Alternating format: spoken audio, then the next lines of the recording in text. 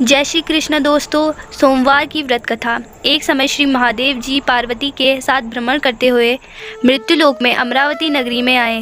वहाँ के राजा ने शिव मंदिर बनवाया था, जो कि अत्यंत ही भव्य एवं रमणीक मन और शांति पहुँचाने वाला था।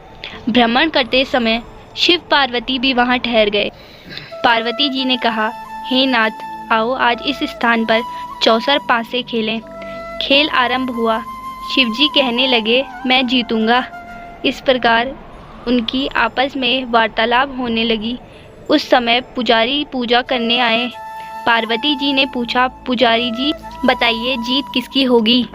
पुजारी बोला, इस खेल में महादेवी जी के समान कोई दूसरा परागत नहीं हो सकता, इसलिए महादेवी जी ही यह बाजी जीतेगी।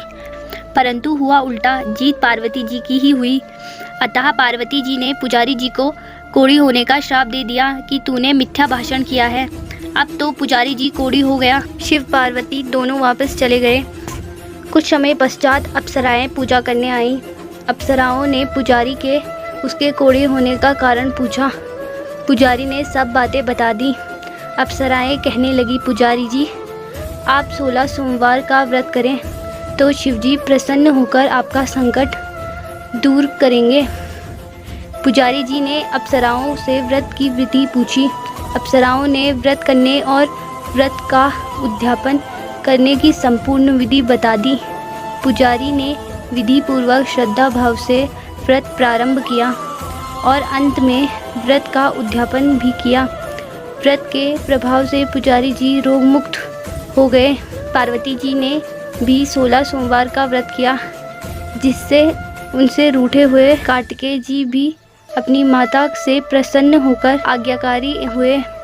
कार्तिकेय जी ने पूछा, हे माता, क्या कारण है कि मेरा मन सदा आपके चरणों में लगा रहता है? पार्वती जी ने कार्तिकेय को 16 सोमवार का व्रत का महत्व तथा विधि बताई। तब कार्तिकेय जी ने इस व्रत को किया तो उसका बिछड़ा हुआ मित्र मिल गया। अब मित्र ने इस व्रत को अपने विवाह होने की इच्छा से किया। फलत वह विदेश गया। वहाँ के राजा की कन्या का स्वयंवर था। राजा ने प्रण किया था कि हथनी जिस व्यक्ति के गले में वरमाला डाल देगी, उसके साथ राजकुमारी का विवाह करूँगा। यह ब्राह्मण मित्र भी स्वयंवर देखने की इच्छा से वहाँ एक और जाकर बैठ गया। हथनी ने इस ब्राह्मण मित्र को माला पहनाई तो राजा ने बड़ी धूमधाम से अपनी राजकुमारी विवाह उसके साथ कर दिया। तत्पश्चात दोनों सुखपूर्वक रहने लगे। एक दिन राजकन्या ने पूछा, हे नाथ, आपने कौन सा पुण्य किया जिससे हथनी ने आपके गले में वरमाला पहनाई? ब्राह्मण पति ने कहा, मैंने कार्तिकेय जी द्वारा बताए गए 16 सोमवार का व्रत पूर्ण विधि विधान सहित श्रद्धा भक्ति से किया, जिसके फलस्वरूप के कारण मुझे तुम्हारे जैसी सौभाग्यशाली पत्नी मिली। अब तो राजकन्या ने भी सत्यपुत्र प्राप्ति के लिए व्रत किया और सुगुण संपन्न पुत्र प्राप्त किया।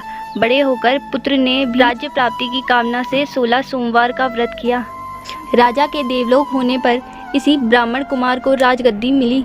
फिर भी वह इस व्रत को करता रहा। एक दिन उसने अपनी पत्नी से पूजा सामग्री शिवालय ले जाने को कहा, परंतु उसने पूजा सामग्री अपनी दासियों द्वारा भिजवा दी।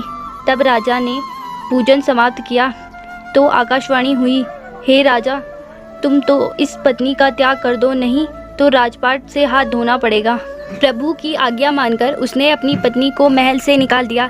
तब वह अपने भाग्य को कोसती हुई एक बुढ़िया के पास गई और अपना दुखड़ा सुनाया तथा बुढ़िया को बताया, मैं पूजन सामग्री के कहे अनुसार शिवालय में नहीं ले गई और राजा ने मुझे निकाल दिया। बुढ़िया ने कहा, तुझे मेरा काम करना पड़ेगा। उसने स्वीकार कर लिया। तब बुढ़िया ने सूत की गठरी उसके सिर पर रखी और बाजार भेज दिया। रास्ते में आंधी आई तो सिर पर रखी गठरी उड़ गई। बुढ़िया ने उसे डांटकर भगा दिया। अब रानी बुढ़िया के यहाँ से चलते चलते एक आश्रम में पहुँची। गुसाई जी देखते हुए समझ गए कि यह उच्च घराने की अबला विपत्ति की मारी है। वे उस धैर्य बांधते हुए बोले, बेटी तू मेरे आश्रम में रह, किसी प्रकार की चिंता मत कर। रानी आश्रम में रहने लगी, परंतु जिस वस्तु को वह हाथ लगाती वह वस्तु खराब हो जाती। यह देखकर गोसाई जी ने पूछा, बेटी किस देव के अपराध में ऐसा होता है? रानी ने बताया कि मैंने अपने पति की आज्ञा का उल्लंघन किया है और शिवालय में पूजन के लिए नहीं गई। इससे मुझे घोर कष्ट उठाने पड़ रहे हैं। गोसाई जी ने शिवजी से उसके कुशल क्षेम के लिए प्रार्थना की और कहा, बेटी तुम 16 सोमवार का व्रत विधि के अनुसार करो। तब रानी ने विधि पूर्वक व्रत पूर्ण किया। व्रत के प्रभाव से राजा को रानी की याद आ गई और दूतों को उसकी खोज में भेजा। आश्रम में रानी को देख दूतों ने राजा को बताया। तब राजा ने वहां जाकर गोसाई जी से कहा, महाराज यह मेरी पत्नी है, मैंने इनका परित्याग कर दिया था, कृपया इसे मेरे साथ जाने की आज्ञा दे। शिवजी की कृपा से प्रतिवर्ष 16 सोमवार का व्रत करते हुए वे आनंद से रहने लगे और अंत में शिवलोक को प्राप्त हुए। कथा सुनने के पश्चात शिवजी की आरती ओम जय शिव ओमकारा गाए। आपको कथा अच्छी लगी हो तो हमारे चैनल को लाइक एंड सब्सक्राइब करें।